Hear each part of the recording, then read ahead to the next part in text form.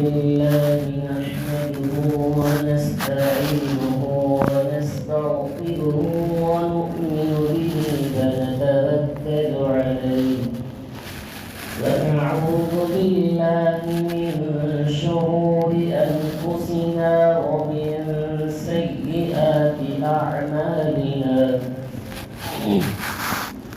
من يهده الله فلا مضل له ومن يضلل فلا هادي له ونشهد أن لا إله إلا الله وحده لا شريك له ونشهد أن سيدنا ونبينا ومولانا محمدا عبده ورسوله أما بعد أعوذ بالله من الشيطان الرجيم بسم الله الرحمن الرحيم ومن كل شيء خلقنا زوجين لعلكم تذكرون وقال تعالى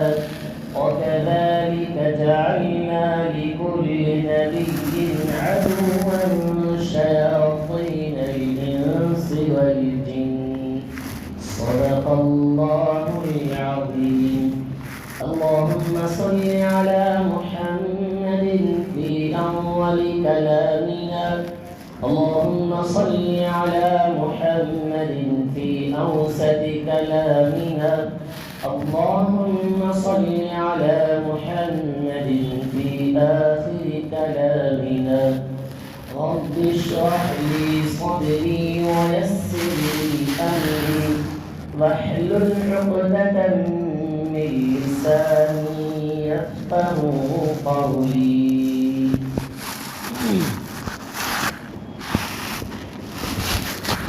تمام تعریفیں اللہ رب العزت کے لیے سزاوار ہے لائق تحسین ہے وہی واحد ہے وہی اکیلا ہے وہی تنہا ہے ولم یلد ولم یولد ہے زمین و آسمان کا مالک ہے اس تمام کائنات میں ہر ذرات ہر کیڑے اور مکوڑے ہر جاندار سمندر میں رہنے والی مچھلیاں دلوں میں رہنے والی چوٹیوں کا مالک ہے وہی مالک الملک ہے ذوالجلال والاکرام ہے وہی یعلم خائنۃ الاعین وما تخفی الصدور وہ ظاہری اور باطنی ہر تمام چیزوں کو جاننے والا ہے وہی ظاہر ہے وہی اول ہے وہی آخر ہے وہی باطن ہے درود و سلام نازل ہو میرے آپ کے آقا تاجدار مدینہ رحمت دو عالم احمد مجتبی محمد مصطفیٰ صلی اللہ علیہ وسلم کے ذات بابرکت کے لیے جس ذات عظیم المرتبت پر اللہ رب العزت نے قرآن مجید کا ایک عظیم تحفہ جو جناب نبی کریم صلی اللہ علیہ وسلم کے ذات اطہر پر اتارا اور نماز جیسی ایک عظیم نعمت جس سے الصلاۃ و معراج المؤمن کہتے ہیں اسی ذات اطہر پر آسمان پر جا کر اللہ کے پاس تحفہ لے کر آئے وہی ذات ہے جس نے مجھے اور آپ کو بلکہ اس دنیا میں بسنے والے ہر انسان کو جو ظلمت میں بھٹکے ہوئے تھے جو شر میں بھٹکے ہوئے تھے انہیں ہدایت کی جانب لے آیا حاضرین محترم الحمدللہ ہمارا یہ سلسلہ سیرت النبی صلی اللہ علیہ وسلم چلتا آ رہا ہے. ہم نے سلسلہ وار سیرت کو سنتے آ رہے ہیں جس میں جناب نبی کریم صلی اللہ علیہ وسلم کی زندگی کے حالات، اللہ کے نبی کا بچپن اور جوانی، پھر اس کے بعد دین کی دعوت کا ایک سلسلہ ہم نے سنا۔ پچھلے جمعہ ہم سنے تھے جیسا کہ جناب نبی کریم صلی اللہ علیہ وسلم دین کی دعوت اور اسلام کی اشاعت کے لیے مکے کے والوں کے پاس، کفار و مشرک کے پاس جب جا کر دین کی دعوت دیتے رہے تو کفار و مشرک، ظالم اور کافر نبی پاک صلی اللہ علیہ وسلم کو برا بھلا کہا۔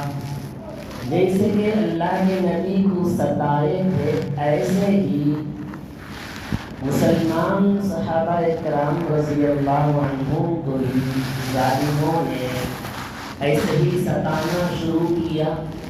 یہ واقعہ ہم نے پچھلے جمعہ سنا، جس میں حضرت عمار بن یاسر رضی اللہ عنہ کے واقعے کو سنے، جس میں حضرت بلال رضی اللہ عنہ کا واقعہ سنا ہم نے۔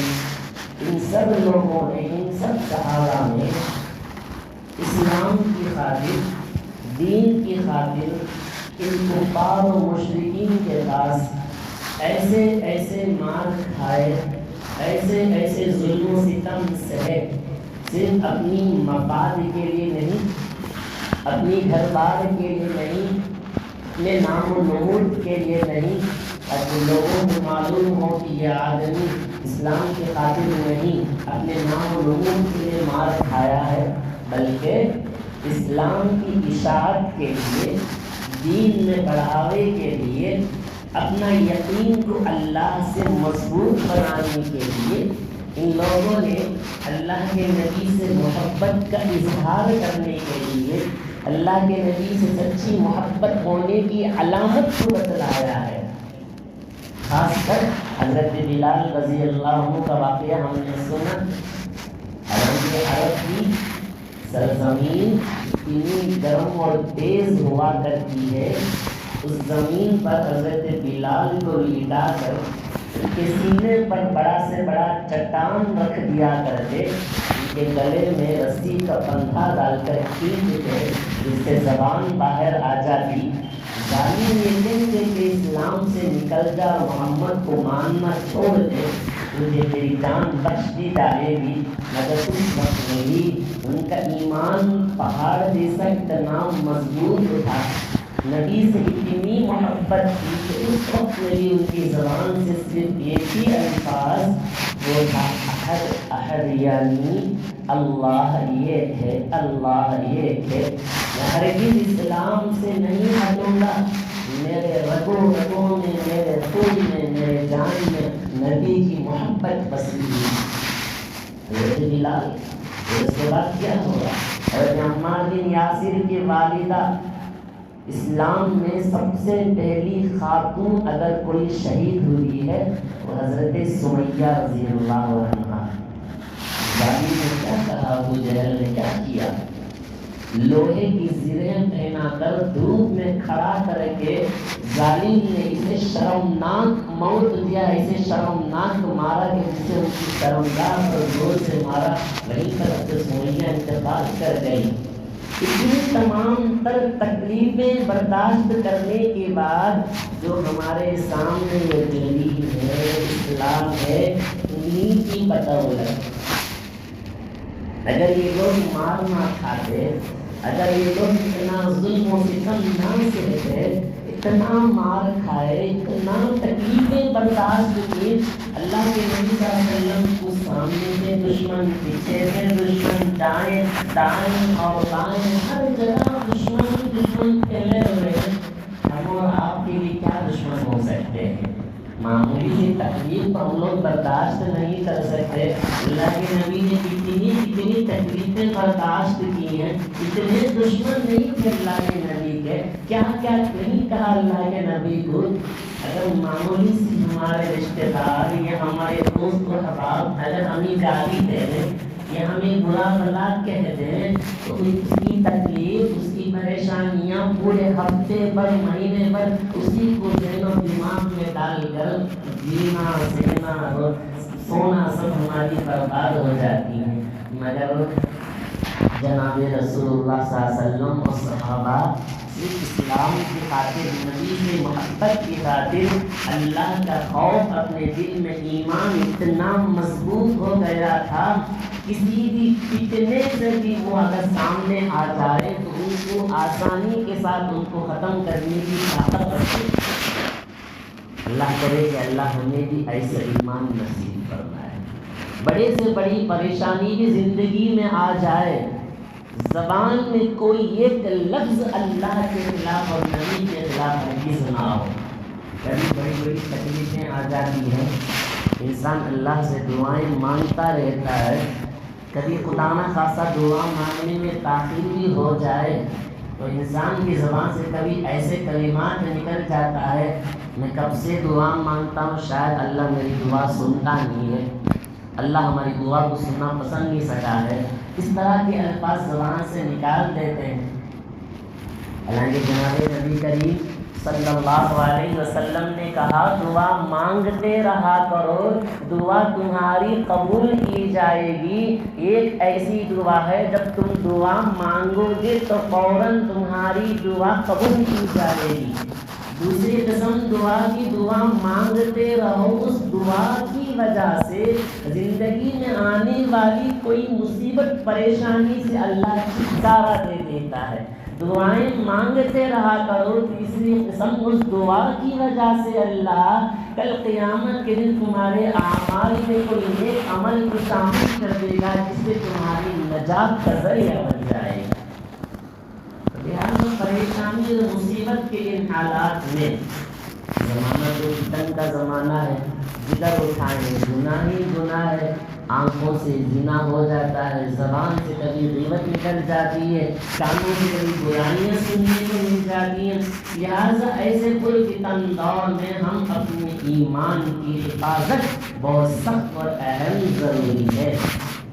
جس طرح صحابہ اپنے ایمان کی حفاظت کیے، ایسے ہی ہم بھی اپنے ایمان کی حفاظت کرنا بہت ضروری ہے۔ جس طرح صحابہ نبی سے محبت کرتے تھے، ایسی محبت ہم سب کے دلوں میں ہونی چاہیے۔ نبی کے اخلاق سے محبت، نبی کے معاشرت سے محبت، نبی تجارت کیسے کرتے تھے اس سے محبت، نبی اپنے گھر میں اپنے بیویوں سے کس طرح رہا کرتے تھے، ایسے رہنے کی بھی اللہ ہم سب کو اس لائن پر گزرنے کی ضرورت ہے۔ ہماری صبح سے لے کر شام تک کی زندگی نبی کے سیرت کو اپنانے میں ہونا چاہیے۔ اگر کبھی ہو جائے رات میں سونے سے پہلے اپنا نفس کا محاسبہ کر لینا ہے، میں آج صبح سے لے کر شام تک نبی کے سنت کو کتنا اپنایا ہوں، کتنا چھوڑا ہوں، اپنایا ہوں میں کیسے اپنایا ہوں، چھوڑا ہو تو سنت کو کیوں چھوڑا ہو، اس کا حساب کر کر اگلے دن سے اس کا حساب لگا لے، انشاءاللہ کہ میری پوری زندگی میں کبھی بھی نبی کی سنت نہیں چھوٹے گی۔ ہر چیز میں، زندگی میں، نماز میں، روزے میں، زکوٰۃ میں، تجارت میں، معاملات میں، معاشرت میں، اخلاق میں، ہر چیز میں نبی کی پیروی، کیونکہ یہی چیز ہمارے لیے کامیابی ہے۔ اللہ کے نبی صلی اللہ علیہ وسلم نے کہا جو کوئی اس پرفتن اس زمانے دور میں میری سنت کو مضبوطی سے تھامے رکھے گا، میری سنت کو مضبوطی سے تھامے رکھے گا، میں اسے شہیدوں کا ثواب عطا کروں گا۔ پرفتن دور میں نبی کی سنت کو اپنائیں، ہر چیز میں نبی کی سنت۔ لہذا چلیے آج ہم سنتے ہیں، ہم نے تو سنا کہ ظالموں نے اللہ کے نبی صلی اللہ علیہ وسلم کو طرح طرح کی تکلیفیں اور ظلموں سے کم دیا ہے۔ ابو جہل، ابو لہب، عقبہ بن ابی معیط، امیہ بن خلف، ابی بن خلف، یہ 5 ایسے ٹاپ لسٹ ظالم ہیں جو اللہ کے نبی صلی اللہ علیہ وسلم کی ذات اطہر پر کیچڑ اچال کر نبی کی شان میں گستاخیاں کرتے تھے، ان کی موت کیسی ہوئی آج وہ سنتے ہیں۔ میرے نبی کے ذات پر گستاخی، میرے نبی کو گالیاں اور نبی کے ذات اطہر پر گندگی لا کر ڈالنے والے، جیسے کہ ہم نے سنا ابو لہب کا، جو ان کے دونوں بیٹوں پر اللہ کے نبی نے، ایک بیٹا جسے اللہ کے نبی نے گالیاں، اللہ کے نبی کو گالی دیا تھا، اللہ کے نبی نے اس کو بددعائیں دی، تو ایک چیر پھاڑ کھانے والا شیر نے اس کے بیٹے کو کھا کر گیا، اللہ کے نبی کی بددعا تھی۔ آئیے ان لوگوں کو سنتے ہیں جو نبی کی شان میں گستاخیاں کرتے ہیں۔ سب سے پہلے ہم لیں گے جب اللہ کے نبی توحید کی دعوت دینا شروع کیے تو سب سے پہلے جنہوں نے مخالفت کی وہ کفار مکہ قریش نے سب سے پہلے اللہ کے نبی کی مخالفت کی۔ اللہ کے نبی صلی اللہ علیہ وسلم نے جب دین کی دعوت دینا شروع کیا، اللہ تبارک و تعالیٰ کا ایک سبق ہے، اللہ جب بھی کوئی چیز کو بناتا ہے جوڑی جوڑی ہی بنا کے پیدا کرتا ہے۔ یہ قرآن نے فرمایا وَمِن كُلِّ شَيْءٍ خَلَقْنَا زَوْجَيْنِ لَعَلَّكُمْ تَذَكَّرُونَ۔ اللہ فرماتا ہے ہم نے چیزوں کو بنایا، جوڑی جوڑی ہو کر بنایا ہے تاکہ تم مجھ سے نصیحت حاصل کر سکیں۔ اللہ نے بلندی کو بنایا، نیچے کو بھی بنایا، اللہ نور کو بنایا، اس نے اندھیرے کو بھی بنایا، اللہ نے ظلمت کو بنایا اور اللہ نے ہدایت کو بھی بنایا، اللہ شر بنایا اس کے مقابلے میں خیر کو بھی بنایا، اور اللہ تبارک و تعالیٰ فرشتوں کو بھی بنایا تو اس کے مقابلے میں یہ جنات اور ابلیس کو بھی بنایا۔ کیسے؟ سجدہ کرنے سے انکار کیا۔ اور جب اللہ نے انبیاء کرام علیہ الصلوۃ والسلام کو پیدا فرمایا تو ان کے مقابلے کے لیے انسانوں کی شکل میں وہ ظالموں کو اور کافروں کو، جناتوں کو پیدا کیا۔ ایسے قرآن کہتا ہے وَكَذَلِكَ جَعَلْنَا لِكُلِّ نَبِيٍّ عَدُوًّا شَيَاطِينَ الْإِنسِ وَالْجِنِّ۔ اللہ فرماتا ہے کہ ہم نے جتنے بھی نبیوں کو پیدا کیا، ہر نبیوں میں سے ہر نبی کو میں نے ایک دشمن میں، ہر نبی کو ایک دشمن تھا، انسانوں کی شکل میں، جناتوں کی شکل میں، انسان بھی دشمن نبی کے زمانے میں تمام انبیاء کو۔ جیسے کہ فرعون کے لیے ایک موسیٰ کی ضرورت تھی اور ایک موسیٰ کو ایک فرعون چاہیے، ایسے ہی جناب نبی کریم صلی اللہ علیہ وسلم کے زمانے میں ایک ظالم فرعون تھا جو تھا ابو جہل۔ ابو جہل کے بارے میں ہم نے سنا کہ ابو جہل نے ایک مرتبہ کہا تھا کہ کون ہے وہ آدمی جو محمد کے اوپر گندگیاں لا کر ڈالے۔ ایک ظالم اٹھا عقبہ بن ابی معیط، اس کے حکم سے اس نے ذات نبی کریم صلی اللہ علیہ وسلم کے اوپر گندگیاں لا کر ڈالا تھا۔ وہ ابو جہل وہ آدمی ظالم جو سمیہ رضی اللہ عنہا کو شہید کیا، اس کی موت کیسے ہوئی؟ جنگ بدر کا موقع ہے، حضرت عبد الرحمن بن عوف رضی اللہ عنہ مجاہدین کے صف میں کھڑے ہیں تو بازو میں دیکھتے ہیں ایک معاذ بن عمرو بن جموح، ایک نوجوان کم عمر، اور ان کے بازو میں ان کے بھائی تھے معاذ بن عمرو بن جموح۔ عبدالرحمن بن عوف رضی اللہ عنہ سے پوچھتے ہیں چچا جان کیا آپ جانتے ہیں ابو جہل کون ہے؟ عبدالرحمن بن عوف رضی اللہ عنہ نے کہا کہ آپ کو اس سے کیا کام ہے؟ ابو جہل کو کیوں یہاں پوچھتے ہو؟ تو ان کم عمر نوجوانوں نے دونوں نے کہا کہ ہم نے سنا ہے کہ اس ظالم نے نبی پاک صلی اللہ علیہ وسلم کی شان میں گستاخیاں کیا ہے، ہم اس وقت تک چین و سکون سے نہیں بیٹھیں گے جب تک کہ ہم ابو جہل کو اس میدان میں ختم کر کر نہیں آئیں گے۔ ابو جہل میدان میں چلتا ہوا نظر آ گیا۔ عبدالرحمن بن عوف نے ان دونوں نوجوان بچوں سے کہا کہ وہ ہے ابو جہل۔ ان دونوں نوجوان کم عمر بچوں نے ہاتھ میں تلوار لی، اتنے زور سے لپ کے آپس میں تلوار بازی ہوئی، ان دونوں نے مل کر ابو جہل کو جنگ بدر کے میدان میں ختم کر کے رکھ دیا۔ کسی نے ایڑیوں پر، کسی نے ٹانگ کو ختم کر کے کاٹ کے رکھ دیا.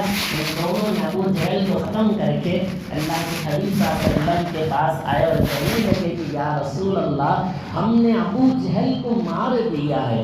تو سب نے اللہ کے حبیب نے حضرت عمار بن یاسر رضی اللہ عنہ کو کہا اے عمار تیرے امی کے قاتل کو آج ان دو نوجوانوں نے مار دیا. حضرت سمیہ جن کو ابو جہل نے مارا تھا، اللہ کے نبی نے پوچھا تم دونوں میں سے ابو جہل کو کس نے مارا؟ تو دونوں نے آگے بڑھے کہا یا رسول اللہ ہم دونوں نے مل کر اسے مارا. ابو جہل کی موت جنگ بدر کے وقت میں ان دو نوجوانوں نے نبی کی شان میں گستاخی کرنے کے واسطے ان دونوں نے اللہ کے نبی کی محبت میں ان کو لا کے قتل کر دیا ہے. دوسرے نمبر پر آتا ہے ابو لہب. وہ ابو لہب اللہ کے حبیب صلی اللہ علیہ وسلم نے جب توحید کی دعوت دینے کے لیے سب سے پہلے مکے میں صفا پہاڑی پر چڑھ کر کھڑے ہو کر پورے مکے والوں کو اللہ کے نبی نے بلایا اور کہا کہ ادھر آ جاؤ. سب لوگ جمع ہوئے جس میں ابو لہب بھی تھا.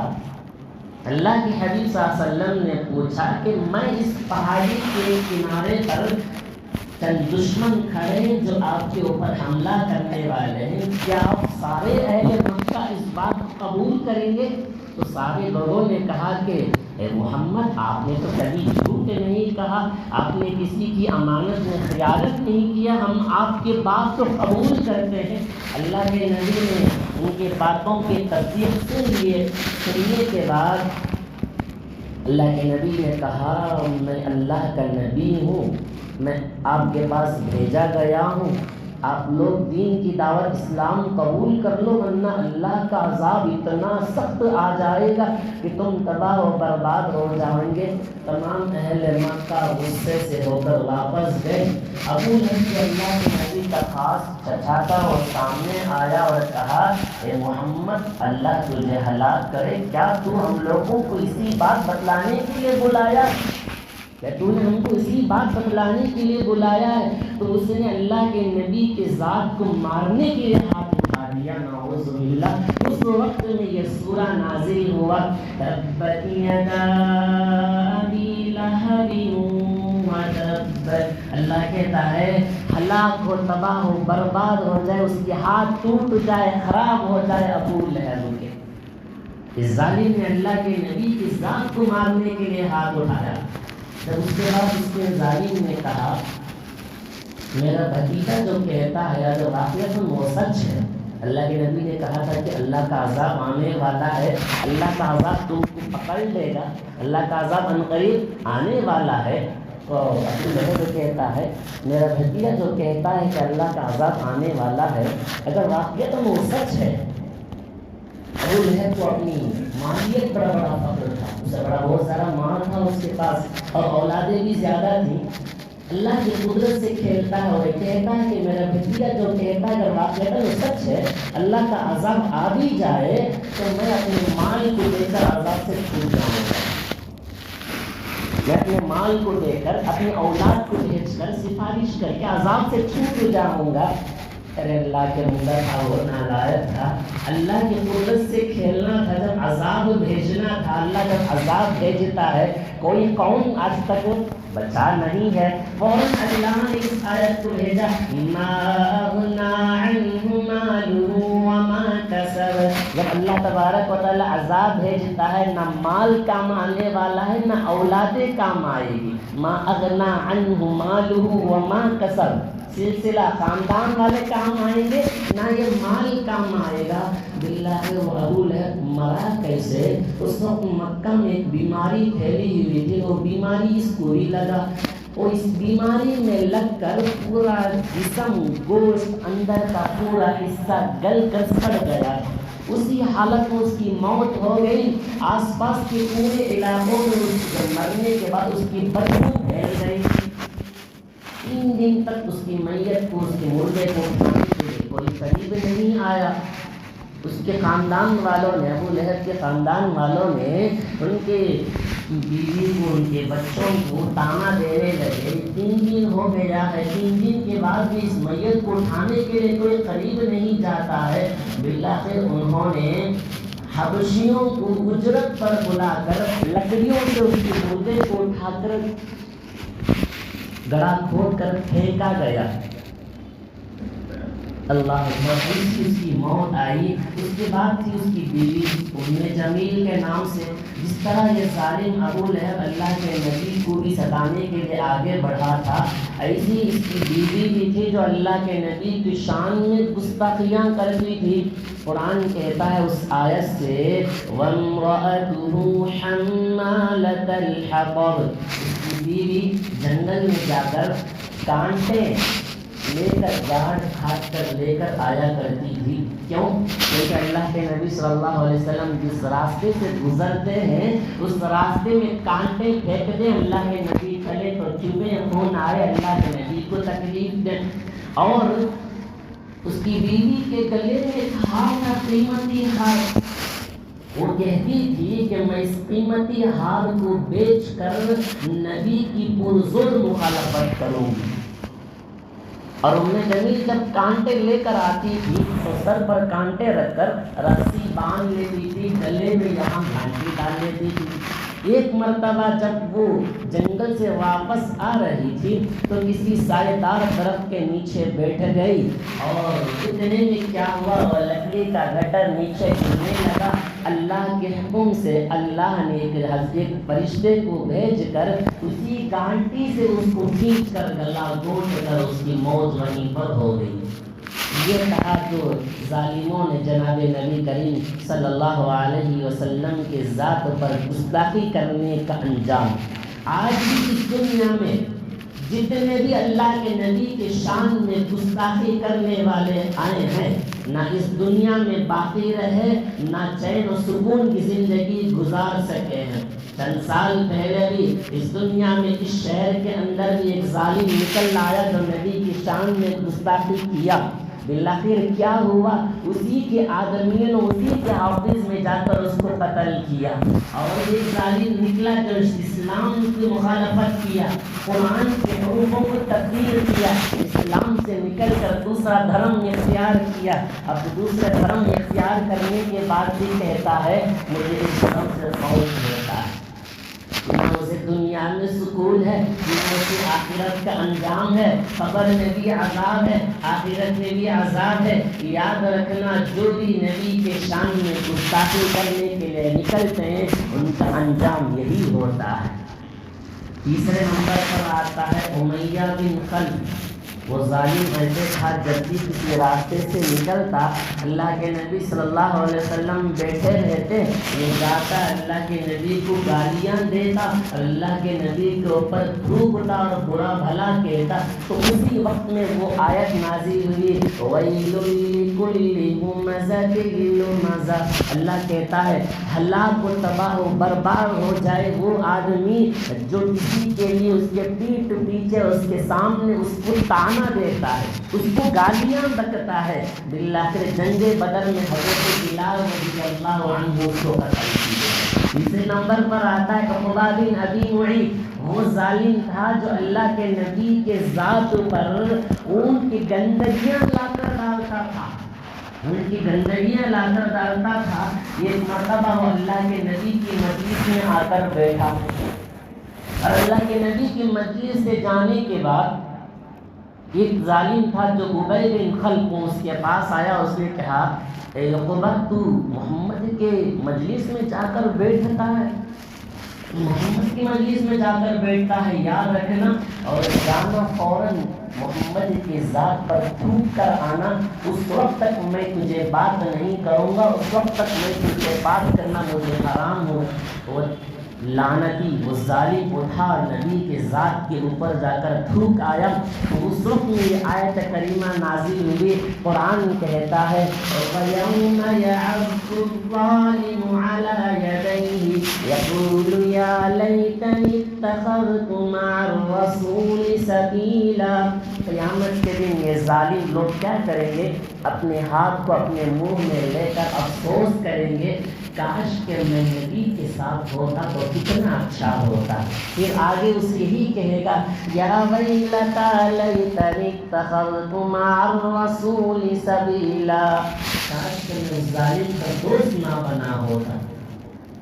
تو یہ ظالم جو اللہ کے نبی صلی اللہ علیہ وسلم کے ذات اطہر پر، یہ وہ لوگ تھے جو اسی وقت میں جنگ بدر میں، جنگ احد میں کسی نہ کسی صحابی کے ہاتھ میں مار کر وہ ظالم اسی دنیا میں اللہ کے نبی کے زمانے ہی میں ختم ہو گئے. الغرض آئیے چند مختصر چیزیں درمیان میں جو بتلانا مقصد تھا، جو اللہ کے نبی کے شان میں گستاخی کرنے والوں کی موت کیسے ہوئی. آئیے جب دین کی دعوت دینا شروع ہوئے تو مسلمانوں کی تعداد زیادہ ہونا شروع ہو گیا. تو اللہ کے نبی صلی اللہ علیہ وسلم نے صحابہ سے کہا آپ لوگ اگر جانا چاہیں تو مکہ چھوڑ کر اپنے ایمان کی حفاظت کے لیے ملک حبشہ چلے جائیں، کیونکہ ملک حبشہ میں جو بادشاہ نجاشی تھا وہ بڑا انصاف تھا، کسی پر ظلم و زبردستی نہیں کرتا تھا. تو اس نے حضرت عثمان رضی اللہ عنہ اور اللہ کے نبی کی بیٹی حضرت رقیہ اور ساتھ میں کچھ 15 افراد مسلمانوں کی ایک جماعت ان ظالموں سے چھٹکارا پانے کے لیے، اپنے ایمان اور اپنی جان کی حفاظت کے لیے تو مکہ چھوڑ کر ملک حبشہ چلے گئے. اب یہ ظالموں کو، کافروں کو معلوم ہوا کہ یہاں سے مسلمان مکہ چھوڑ کر حبشہ جا رہے ہیں. ظالم ان کا پیچھا کرنا شروع کر دیا. اتنے میں جا کر دیکھتے ہیں کشتی پر سوار ہو کر ملک حبشہ چلے جاتے ہیں. چند سال کے بعد معلوم ہوا کہ مکے میں مسلمانوں کی تعداد زیادہ ہو گئی، سب مسلمان ہو گئے، کوئی کافر بچا نہیں. تو اس میں حضرت عثمان اور چند صحابہ مکہ لوٹ کر آئے. یہاں آ کر معلوم ہوا کہ اکثر و بیشتر کوئی ایمان نہیں لائے، یہ ظالموں کا جھوٹی خبر پھیلانا ہوا.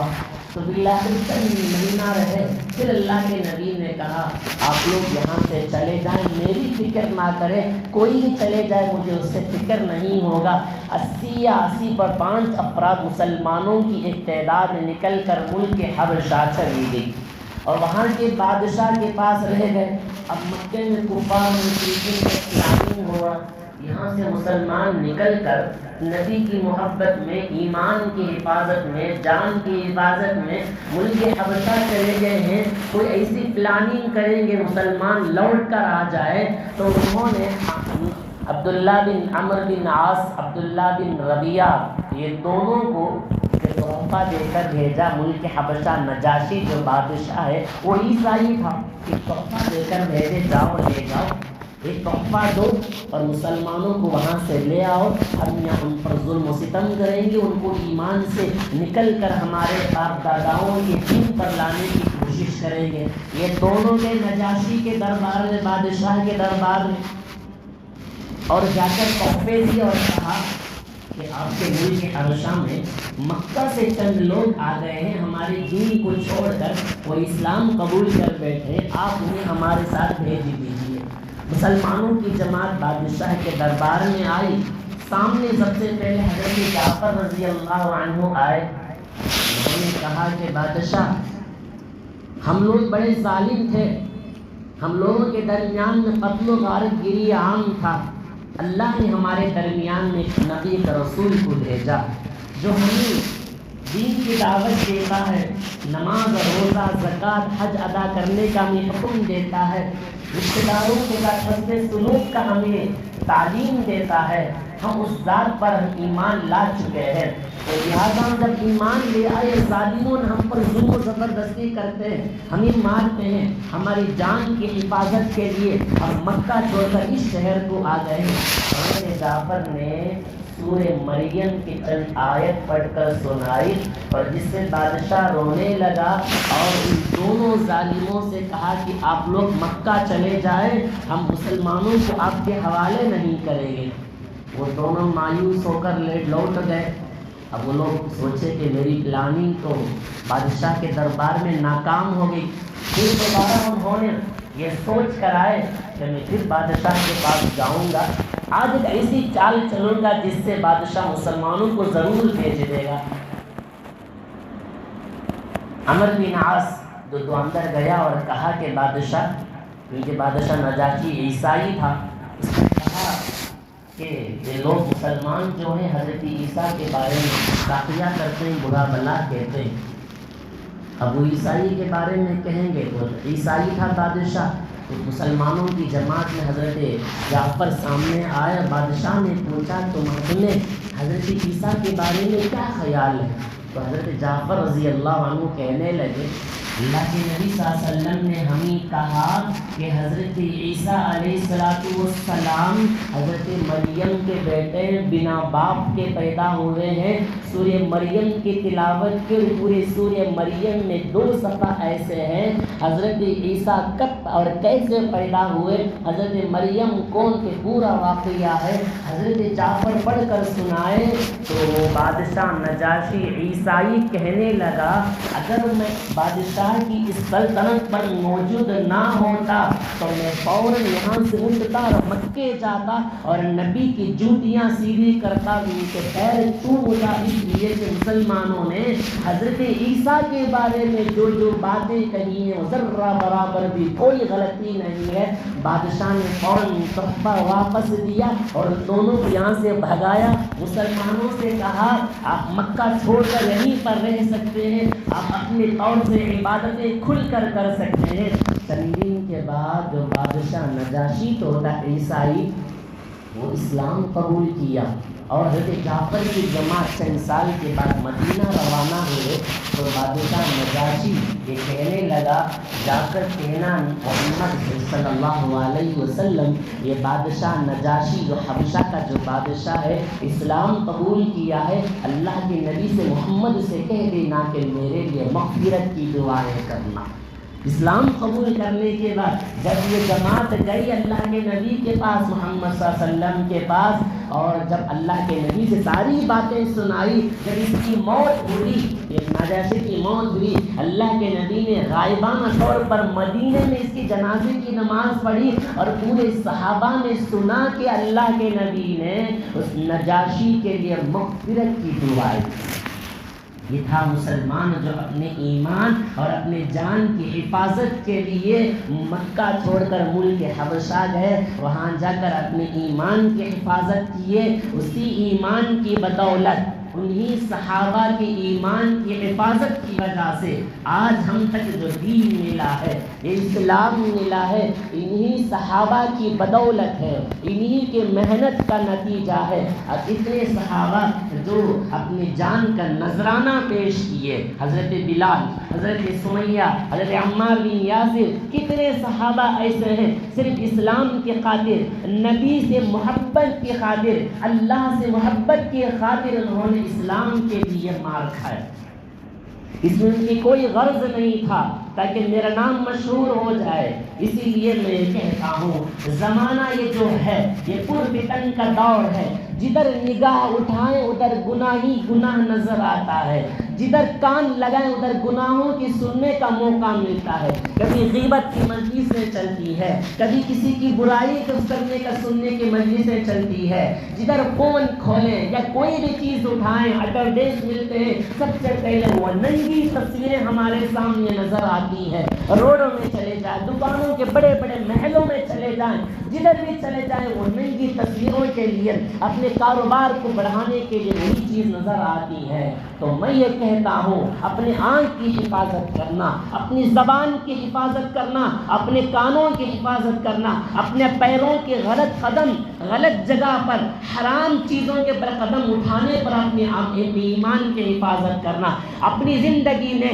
نبی کی محبت کو بسا لینا، کبھی بھی اپنی زندگی میں نمازیں نہیں چھوڑنا، نبی کی محبت کو بسا لو، اللہ کا خوف بسا لو، ڈر پیدا کر لو، ورنہ ایسی زندگی آئے گی خدا نہ خواستہ موت بھی آ جائے، ایک لمحہ نہ آگے ہو سکتا ہے، ایک لمحہ نہ پیچھے ہو سکتا ہے۔ اس فرشتے سے یہ کہہ نہیں سکتے مجھے تھوڑا لمحہ دے دو، مجھے تھوڑا موقع دے دو، میں عبادت کر لوں گا، گناہوں سے توبہ کر لوں گا۔ اس وقت میں موقع ہرگز نہیں ملے گا۔ اپنے اندر نبی کی محبت کو پیدا کر لو، گناہوں سے پاک ہو جاؤ، یہی آج کا ایک طریقہ ہوگا ہمارے ایمان کی حفاظت کے لیے، اپنی زندگی کو بچانے کے لیے۔ زندگی میں چین و سکون لانا ہے، زندگی میں خیر و برکت کو لانا ہے، گھر میں عافیت و محبت کی زندگی بسر کرنا ہے، اس ٹوٹی ہوئی طلاق اور خلے کی زندگی کو ختم کرنا ہے۔ اپنی زندگی میں نبی کی سیرت کو اپناؤ،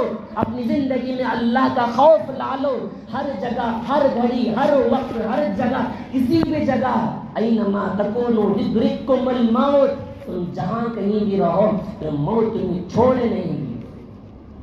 اپنے اندر نبی کی محبت کو اپناؤ۔ کب تک ایسی زندگی بسر کرتے رہو گے؟ کب تک اتنے لاپرواہ زندگی گزارو گے؟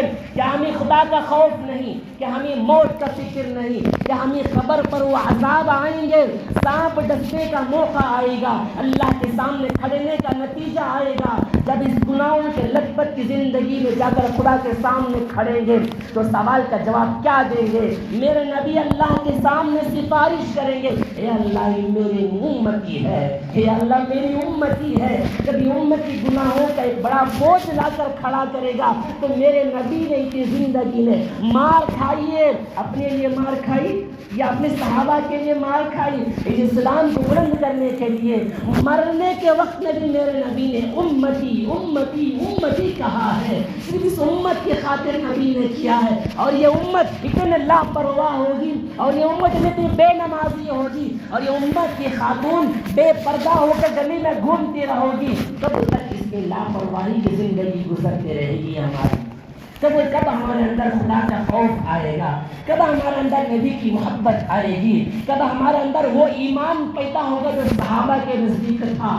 مار کھانے کے بعد بھی صحابہ کی زبان سے ایک لفظ ایمان سے نکلنے کا لفظ نہیں کہا۔ نبی کی سیرت کا سننے کا فائدہ یہی ہوتا ہے، واقعہ سن کر اپنی زندگی میں تبدیلی لانے کی کوشش کریں۔ ہر آدمی کے لیے ہے اس مجلس سے آج اٹھنے کے وقت میں یہ طے کر کے نکلے، یہ ارادہ کر کے نکلے کہ میری زندگی آج سے لے کر اللہ سے عہد کرتا ہوں کبھی میں خدا کے اس واسطے نبی کی سیرت کو، نبی کی سنت کو کبھی نہیں چھوڑوں گا۔ یہ طے کر کے اٹھیں کہ میری پوری زندگی میں خدا کا خوف ہوگا، نمازی بنوں گا اور ہمیشہ نمازی بنتا رہوں گا۔ میری پوری زندگی میں معاملات ہو، معاشرات ہو، اخلاقیات ہو، کسی بھی چیز میں ہو، ہر جگہ اللہ کا خوف، اللہ کا خوف، اللہ کا ڈر، نبی کی محبت کو اپنانے کی کوشش کرے۔ اللہ تعالی ہم تمام کو سنی ہوئی باتوں پر عمل کے توفیق نصیب فرمائے۔ اللہ تبارک و تعالی ہمیں سچی اور پکی نبی کی محبت کو اپنے دل میں بسانے کی توفیق نصیب فرمائے۔ وآخر دعوانا الحمد للہ رب العالمین۔